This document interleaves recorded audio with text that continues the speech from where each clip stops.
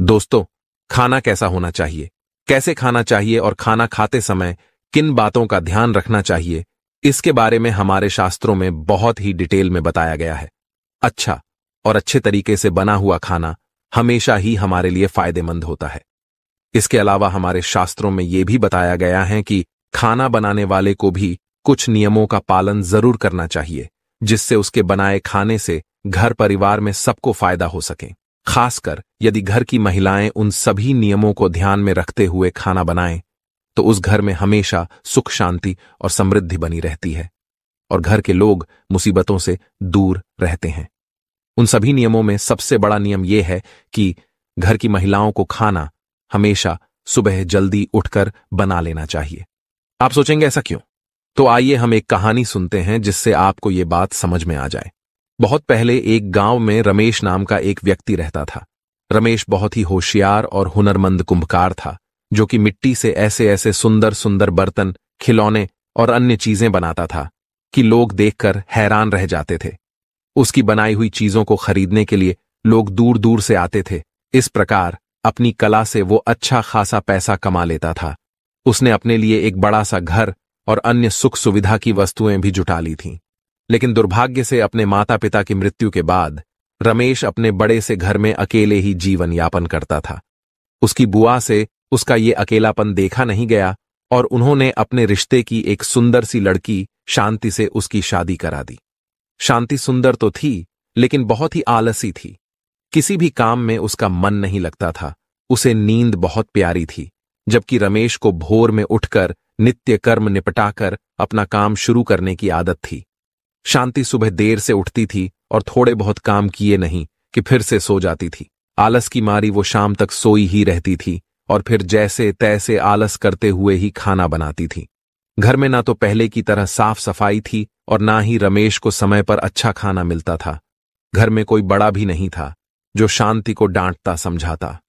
शादी के कुछ महीनों तक तो रमेश ने सब बर्दाश्त कर लिया, लेकिन अब उसे लगने लगा था कि इससे तो वो कुंवारा ही ठीक था। कम से कम समय पर काम पर चला जाता था, घर में सफाई रखता था और अपने हाथों से समय पर खाना बनाकर खा भी लेता था। यहां तो दोपहर होने तक खाना बनने का नाम ही नहीं होता था।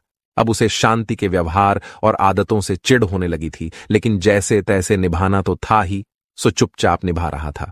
शांति को उसने प्यार से, डांट से, हर तरीके से समझाने की कोशिश की, लेकिन शांति थी कि सुधरने का नाम ही नहीं लेती थी। धीरे धीरे रमेश के बर्दाश्त की सीमा खत्म हो रही थी और वो गुस्से में रहने लगा था। समय पर खाना न मिलने पर उसे अक्सर काम पर जाने में देरी हो जाती थी। कई बार तो वो भूखा ही चला जाता था। फिर दिन भर भूख के कारण वो चिड़चिड़ाता रहता था। इन सभी बातों का बुरा असर उसके काम पर पड़ रहा था। उससे पहले की तरह काम नहीं हो रहा था। आमदनी कम होते होते इतनी कम हो गई कि उसका मुश्किल से गुजारा हो रहा था। पैसों की कमी के चलते अब शांति और रमेश के रोज झगड़े होते थे, जिससे दोनों ही परेशान हो गए थे। रमेश की बुआ को किसी ने इस बात की खबर दी तो वो अपने भतीजे गृहस्थी को देखने आई। रमेश के घर की हालत देखकर ही बुआ की अनुभवी आंखों ने सब भांप लिया। बुआ के सामने रमेश और शांति बहुत शर्मिंदा हो गए, क्योंकि पैसों की कमी से वे उनकी ढंग से आवभगत भी नहीं कर पा रहे थे। अकेले में शांति ने बुआ से रमेश की शिकायत कर दी कि वो उसका ध्यान नहीं रखता है और लड़ता है सो अलग। बुआ ने शांति की बात को ध्यान से सुना, हालांकि वो जानती थी कि गलती किसकी है। उन्होंने शांति को सही राह दिखाने की सोच ली। दूसरे दिन बुआ ने आराम से सो रही शांति को भोर में ही जगाया और उसे घर की साफ सफाई करने के लिए कहा। बुआ की डांट के डर से शांति बेमन से उठी और काम पर लग गई। बुआ ने भी शांति की मदद की, जिससे घर चमचमा उठा। अब बुआ ने शांति को जल्दी से नहा धोकर तैयार होने के लिए कहा। शांति उनकी इस बात को भी मना नहीं कर पाई और जल्दी से नहाकर आ गई। अब बुआ ने उसे भोग बनाकर भगवान की पूजा करने के लिए कहा। शांति ने ऐसा ही किया। चमचमाते हुए घर में भोग और धूप दीप की सुगंध फैल गई तो अपने आप ही घर का वातावरण प्रसन्न हो गया। पूजा करने के बाद अब शांति को भी बहुत अच्छा लग रहा था। उसका सारा आलस पल भर में ही छू मंत्र हो गया और वो प्रसन्न मन से जल्दी से खाना बनाने की तैयारी में जुट गई।